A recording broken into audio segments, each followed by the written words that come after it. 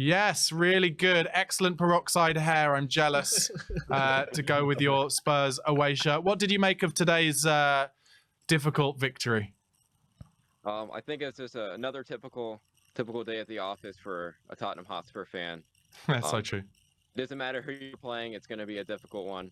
Um, I think overall, like, I don't think we played well.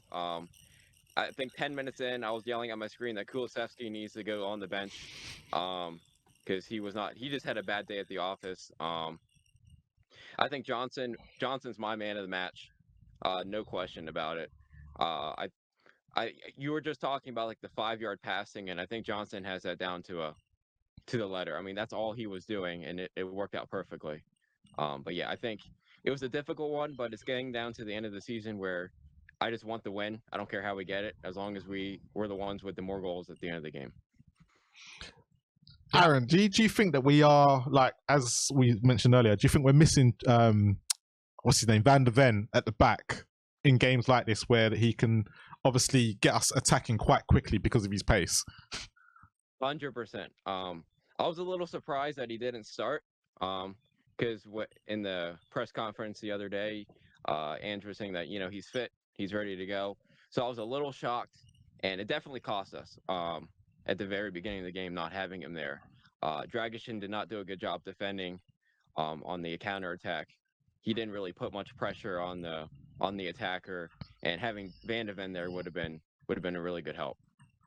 Yeah, it seems to me like Ange is probably thinking about the reality of Tuesday night's game at West Ham, knowing that not only will West Ham play the ball up to Michail Antonio a lot, so he'll need the kind of strength of Van de Ven, but also the pace that they have out wide of Bowen and Kudus coming in behind. He'll need Van de Ven's pace there as well, so he probably didn't want to risk him for today. And I guess you'd say in hindsight, he's made the right decision. Yeah, it was a risky one, but it worked out for us in the end. We got the win, so. It did. And Aaron, tell me, how do you feel about the realities now that, let's face it, Ange doesn't like to talk about it being necessarily any kind of victory for us to get into the Champions League, because he doesn't want us to kind of almost minimize ourselves to the top 4 being an important thing. But it seems very much like the top 5 is going to take all those teams into the Champions League. Do you think that has possibly taken the pressure off Tottenham a bit, and maybe that's why they're looking a bit complacent in the last couple of games, or am I just being mad? No, I think there's a good point to that. And I disagree with Ange a little bit on that aspect of the unimportance of making the Champions League. I think it is important, and I agree with him that making Champions League doesn't mean you're a very good team or anything like that. I mean, just look at United and Newcastle and all. Like they had a crappy run there. So I think, but I still think being able to compete at the top level is important. Like, that's how you grow as a team.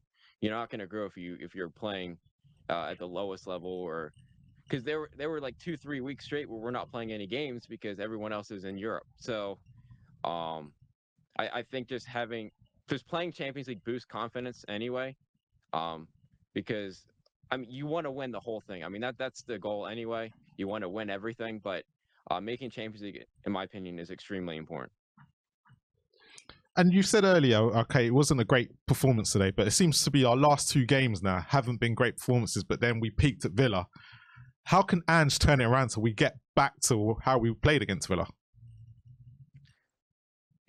I've absolutely that's a tough question, because I don't know what goes on during the week in training, but I think it's really up to the players at this point. Because you can't blame, we were away, because we played at home today and we played like crap.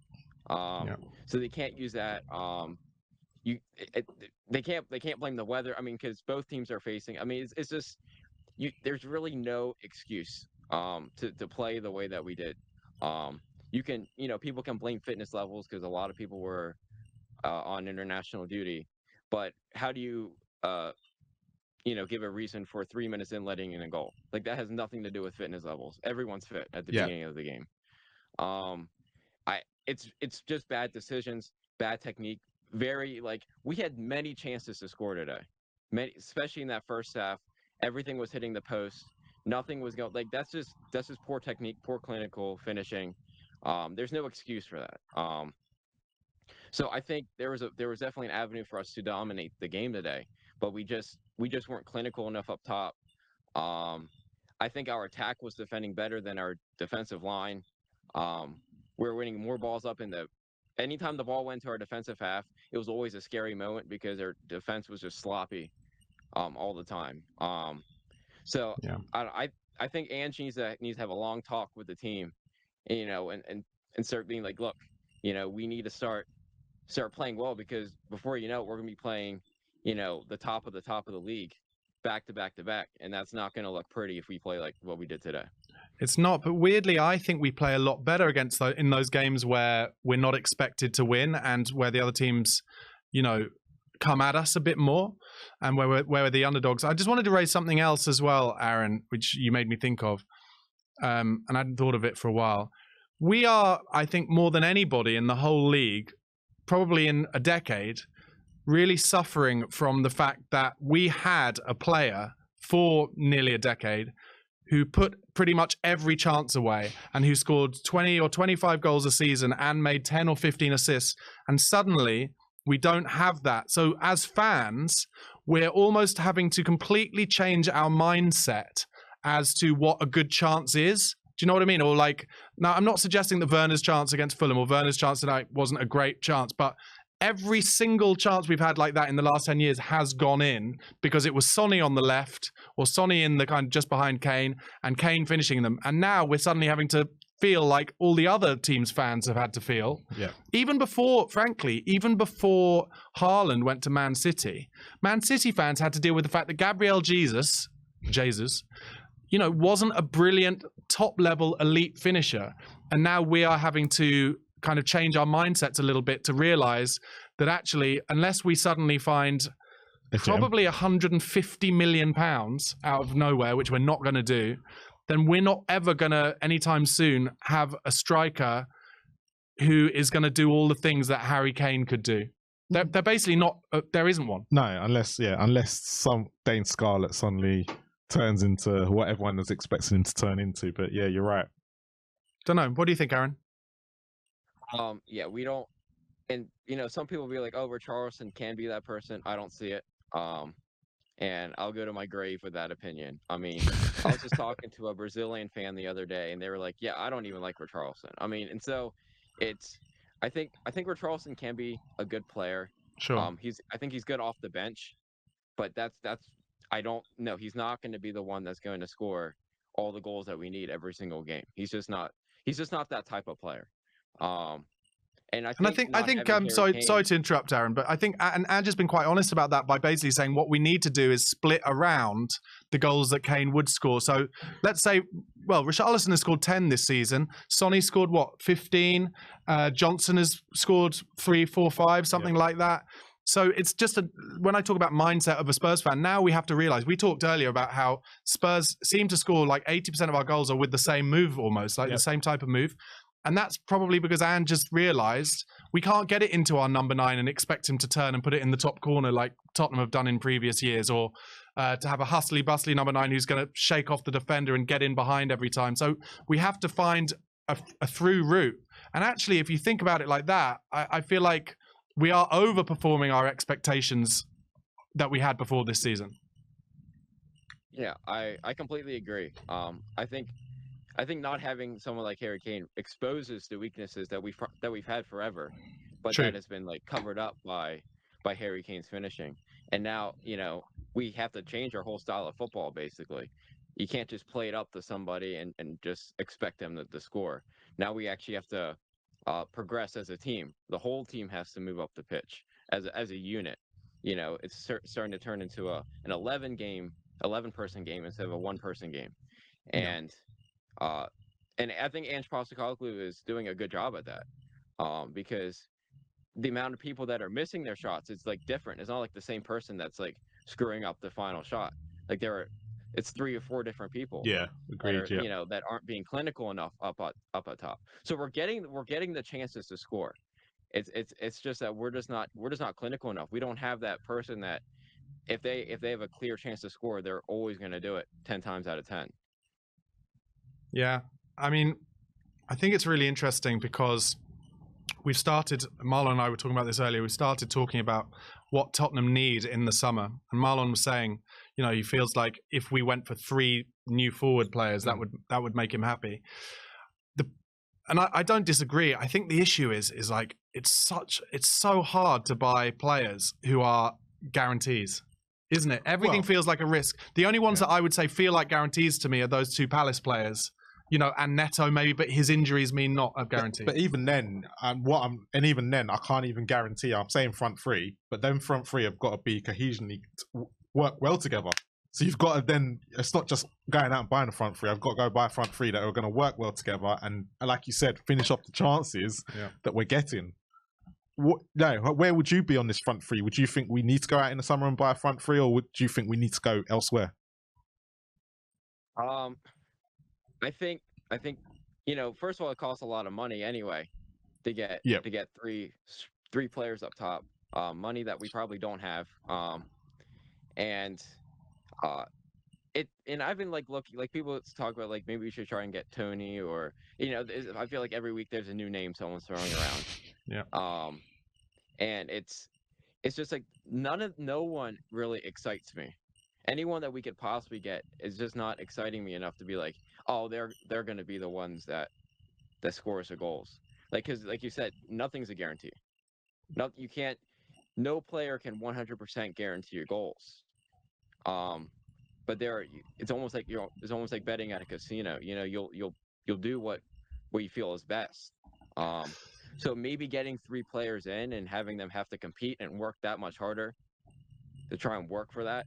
The start, I mean, that might work, but it's definitely a struggle situation because we just don't have the person on the team or even a potential prospect that can guarantee us goals. Yeah, and the other thing is and this sometimes gets forgotten, is how many times Daniel Levy and Tottenham have been burnt when they've broken their own transfer record. Soldado, Ndombele. You'd have to add Gio Lo Celso into that. I know it's not the transfer record, but they've been burnt so many times that Levy must be, you know, obviously he gets a lot of abuse for not having pushed the boat out at important times, and I would agree with that. But also when he has pushed the boat out, he has every right to go back to every manager that comes to him and say, well, last time a manager insisted I pay £60 million on Tongoy and Ndombele, the guy, we're going to have to write off his entire contract. And that, you know, that is a reality and a difficulty. Yeah, but hopefully he doesn't sack him after like 3 months so the new player comes in and needs a new manager to get used to the new system. Yeah, that's the other argument. It is, but also, and I've said this before, let's not forget Pochettino was angling for other jobs as well. And, and he'd already said, oh, maybe I should leave, you know, Tottenham if we win the Champions League or whatever. He was angling. So I don't think it was a simple, I don't think he sacked Pochettino easily. Yeah, but Soldado, you know, only had a few months of Postiga, Soldado, AVB. So AVB weren't around for that long after, and then Soldado had to get used to it. But Soldado wasn't suited to the Premier League. Yeah, but it's just saying, but when you name our big signings, apart from probably Davinson Sanchez at the time, most of them have had to then go on and work for like 3 or 4 different managers afterwards, which is difficult. If you're going to bring in players, like the next set of players that we're going to bring in, they need to say, and what Levy kind of needs to do is go, when it's going rough, when it starts going rough with these players coming in and they need time to settle, is that actually hopefully he sticks with the manager and sticks with the players going forward, because otherwise you are then, like you said, you're going to buy these massive outlays and then the next manager is going to come in and not be the right person for them. So this is probably where I think as a club, and I know you can see it in the chat as well, a lot of people going Ange out, but hold on, we need Ange to be there as long as possible, because actually this is how you get players to develop and stuff. So this is, I completely agree, and this is where I would add in a little conversation we were having earlier, which was about, you know, we talked about where Conte was when he lost his job in terms of Spurs being 4th and being in the same place as Ange. Well, the difference is now that actually the football is good, and we're trying to be front foot and kind of, let's call it, you know, Spurs legacy history football, you know, to dare is to do, etc., etc. So hopefully when Ange does inevitably go through a proper bad run, which he hasn't had yet at all, right? And this is the big question. But as you said and alluded to, you know, it's not like Levy and Donna Cullen and everyone don't read Twitter, like they know that when Ange loses a game, there are people saying Ange out, whatever. It's just that hopefully this time when he does properly go through a bad run, they will stick to their beliefs and they're feeling that, okay, the football is good now, we're on the right journey, and so we will stick with the manager. Because I completely agree with you, which is like it is cutting you off your nose to spite your face to spend big money on players, and then, you know, as an example, and it's not big money signing, but wages were big, to buy Ivan Perisic for Spurs, and then, you know, only just over a season later, because you bought him as a wing back, get rid of Conte is kind of madness. But also, you know, we will have had the conversation when Conte first signed, and I listened to a lot of podcasts with people who knew Conte, Italian journalists, etc., where they were like, but if you're not willing to spend the money in terms of the big name transfers, then there's no point getting Conte. And so that was a mistake by Levy in terms of strategy, totally. But now I think actually by hook or by crook, he's found his way to a manager who doesn't actually want to spend record money. He just wants to buy the players with the correct attributes. And I think that probably suits the club. So Aaron, where do you sit on the whole with Ange, right? If he does go through this bad period, and you know, you're going to get social media, and like Barnaby said, they're going to be going, Ange, we're getting it now. And we're not even going through a bad period. Everyone's just saying we're a bit vulnerable. Is it a case of that the club need to stick with this and go through that bad period before they start seeing the fruits of the work? I'm completely against the idea of Ange out. It's even if we go through a bad run, which will happen. Because I think when I hear Ange talk about the style of football that he's trying to play, I mean, I think that's exactly what we want. I mean, I think everyone wants that. So, you know, which we haven't had with some previous managers, where it's always been like watching paint dry every single time you turn on the television. It's not like that. You know, we are trying to be more front foot, be more high pressing, which is exactly what I want, and I'm sure everyone wants that too. That's the style of football that we want to play. Ange hasn't had the whole year with the team yet, so I think he's going to try and play around a bit and see what works and what doesn't, and find players that fit his style of play, and not just find players because you know they're just a big name signing. That doesn't mean that they're going to fit the style of football that we were trying to play here. Yeah. So I think Ange, I trust him wholeheartedly, which I haven't had with other managers. And I think we just got to stick it out. Like we're gonna go through bad runs. We're gonna get upset at some stupid losses that shouldn't have been losses. But I think eventually, you know, especially in coming into the next season, that I think is going to be a whole different. That we're going to be good competitors to win the whole thing. I actually agree. I think we can definitely be a lot closer. And one thing I have to say, the club that really did stick with their man when a lot of their fans, a big proportion of their fan base were calling him to be sacked, was Arsenal. And if you look at, I've watched a bit of that documentary. If you look at Edu and you look at their CEO, whose name I can't pronounce, they stuck with Arteta under a lot of pressure and they gave him a lot of money as well. Yes. Arsenal have spent a lot of money. They're further down the track than we are in terms of having money to spend, sure. But they stuck with their man, and I hope we do the same thing. Now, Aaron, thank you so much. Just before you go, I'm just going to say, relevantly to everything that's going on, Villa are 1-0 up against Wolves at half-time. That was Diaby with that goal. And just because we talked about Harry Kane, Bayer Leverkusen were drawing in the last minute at home to Hoffenheim and got a winner. And Bayern Munich are currently losing at home to Dortmund at half-time. No. So if that result stays the same, you'd think that title would be dead and buried, to be honest, because it's really dead and buried, if we're being honest. That puts Leverkusen 13 points ahead of Harry Kane's Bayern Munich. Aaron, thank you so much for calling in, mate. Really appreciate your thoughts. Give us a call in again from work after the West Ham game on Tuesday night. Definitely. Come on, you Spurs.